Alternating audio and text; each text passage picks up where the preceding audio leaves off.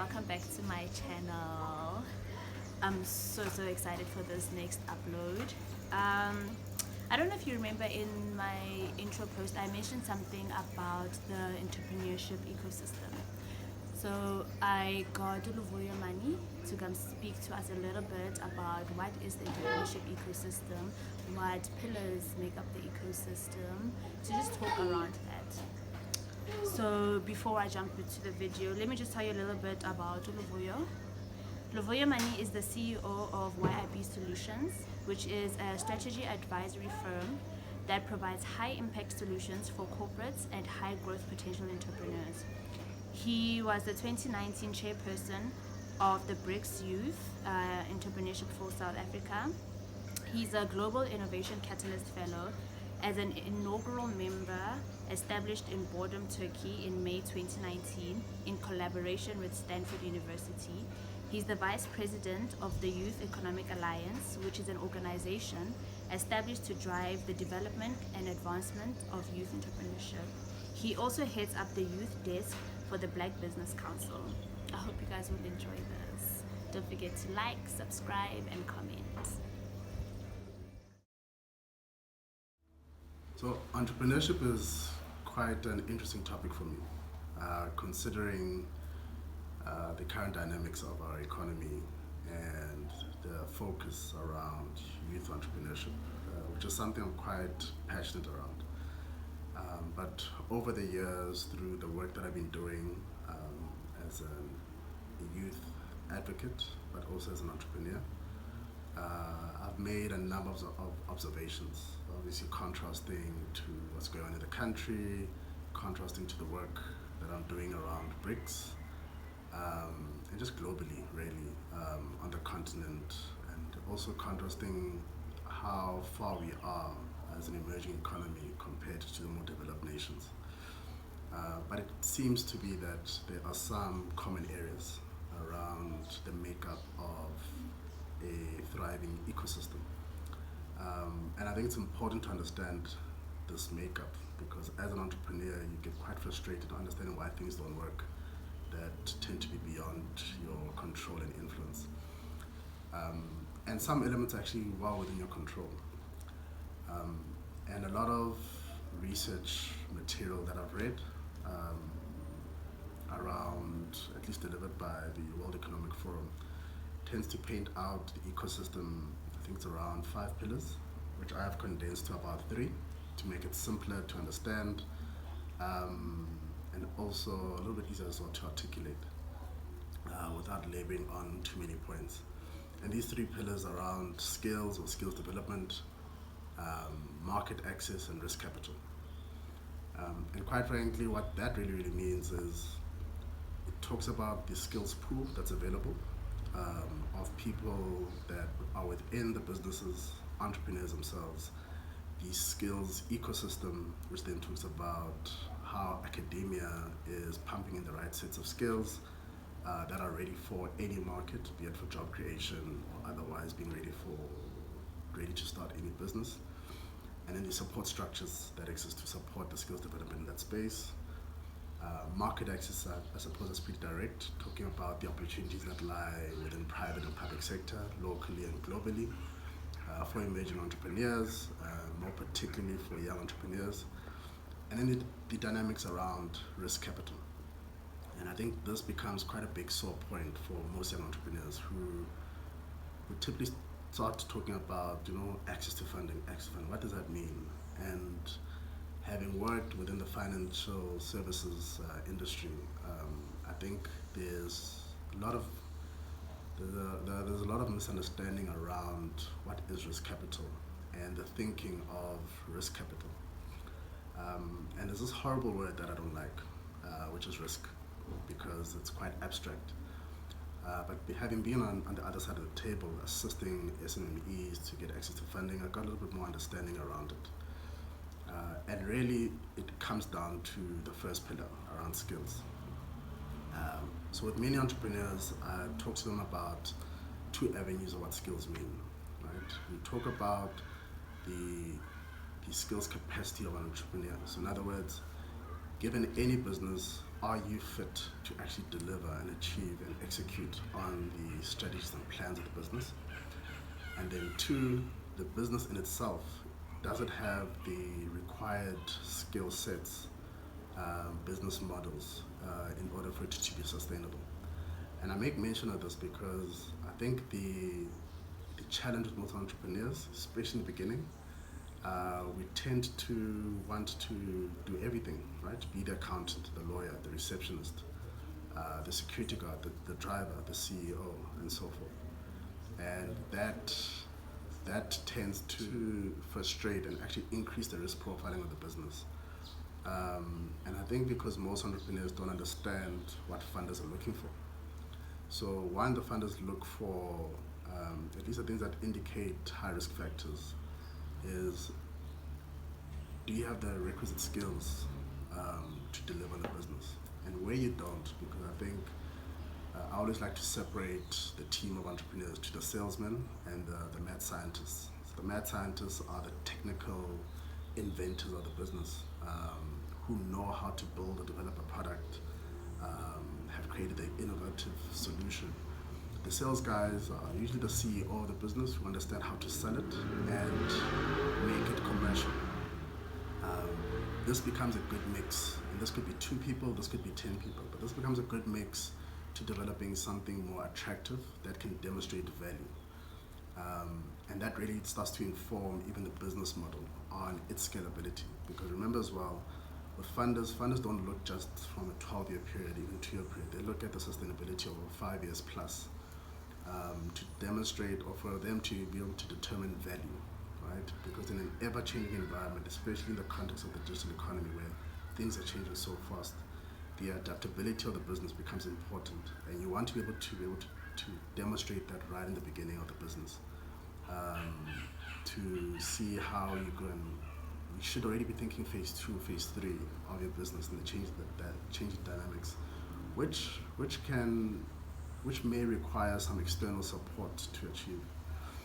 And that's why in the context of entrepreneurial skills development support, you have things like incubators and accelerator programs. And unfortunately, not all of those things work well, as they're not driven by entrepreneurs themselves. So in other words, people who understand the needs of an entrepreneur. Because I think the reality is entrepreneurs are struggling quite substantially, and the dynamics of the crazy hours, mismanagement of money, is not done out of stupidity, but sometimes out of lack of options. And through guidance, support, and mentorship, that then helps that.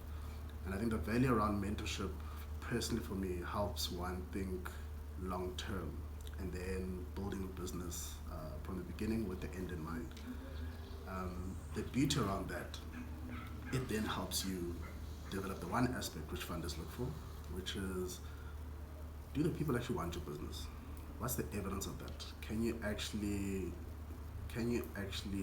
prove to me that your particular product or service, somebody actually wants it and will actually pay for it? And that's now we're talking about market access. So while public sector, there's a tendering process which is quite challenging, because I think the rules of the game are quite biased to big business. But in private sector, you have more of a fighting chance to be more competitive and prepare something innovative that is of value. Which brings me down to the first point I should have made, which is what actually is an entrepreneur.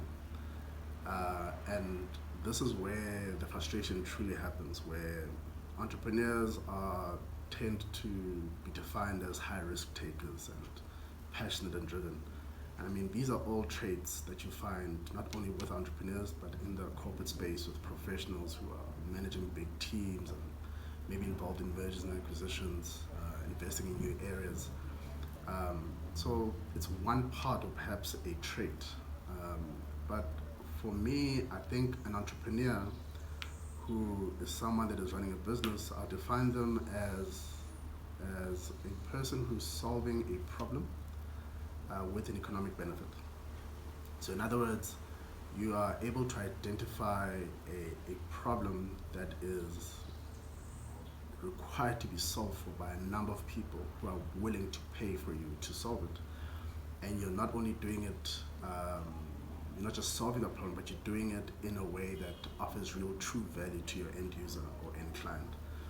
And then your social entrepreneurs take it a step further and say, how can this impact the community and uplift the community in some way or the other. And I think that approach kind of changes everything so far as your business model is concerned, and would guide one to say, how do I speak to the needs of my client? Do I really truly understand my client? I think my experience as a consultant at one stage was to listen, to read more, to speak less.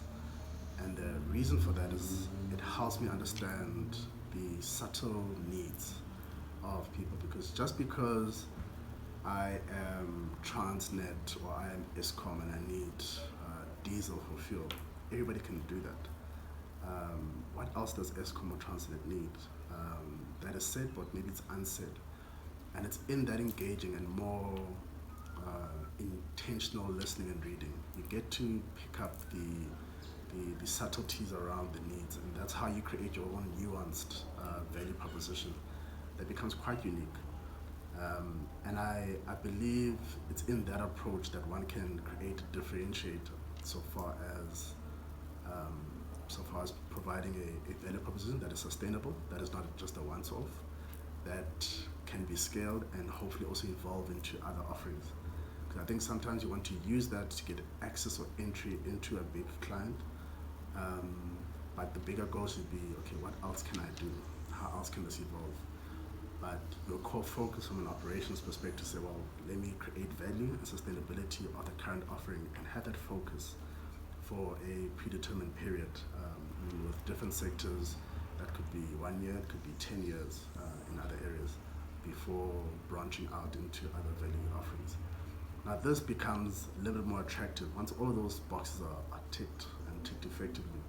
The conversation with your potential funder becomes a little bit more engaging, and they then have a vested interest into seeing, okay, how do we mitigate the risks that might still exist, but because value has been demonstrated, there becomes an interest to then say, well, look, especially with our venture capitalist businesses, return on investment can be reached within 3 to 5 years, which is quite close, and you'll see that predominantly in the tech businesses. But at least then you would have then determined the value proposition of your business through those particular activities. So I would recommend finding a mentor, people who are seasoned in business, people who understand challenges of SMEs, who understand the hurdles that exist. I would recommend attending master classes for some of the non-academic skills that are required to run a business. Things like digital marketing, understanding how to build business models, understanding how to put together a financial model, even at a basic level, becomes truly, truly valuable. And then understanding what your business actually needs from a skill set. In other words, can Luvuyo do this all on its own? So chances are no. So who else can I bring on board? Who else can I afford to give some equity to buy into the business? And those type of conversations will already tell you how well you can either sell your business to a potential partner at early stage, how well you can demonstrate value while you almost have nothing in the beginning. What then becomes, and I believe it's very, very important for entrepreneurs to understand the cycles around this, because as you navigate yourself applying for funding to an IDC, an NEF, a commercial bank, you then have understood the needs of the ecosystem that exists. And I think the starting point, which is the skills aspect, is the one where you've got full control around, because then you can evaluate truly what is required to make yourself more attractive to the second pillar, which is market access, which then determines how you can get business from private sector or government or whomever that you're looking to. Because I think sometimes the flaw is that we want to start by getting funding but have not demonstrated value. And in my experience, getting the risk capital becomes the last leg, right? And I call it risk because it is exactly that. Even if it's grant, which is risk-free, it's about determining value and determining, because ultimately what money is trying to figure out is, will it get a return? Now with government, that return won't be interest or dividends, but it would be the jobs you create through growth. And that's the impact government needs to see. Whereas the commercial industry, they're looking for returns and dividends that you promised. So that becomes important whether you're servicing a debt or servicing shareholders' dividends. So skills development, market access, risk capital. I think understand the cycle around it. Unfortunately, what is the case in South Africa, our risk capital dynamics are not so risk friendly. So they're quite risk averse. There's still a growing need for venture cap, which I think they're predominant in the Western Cape, but I believe it's for the privileged few.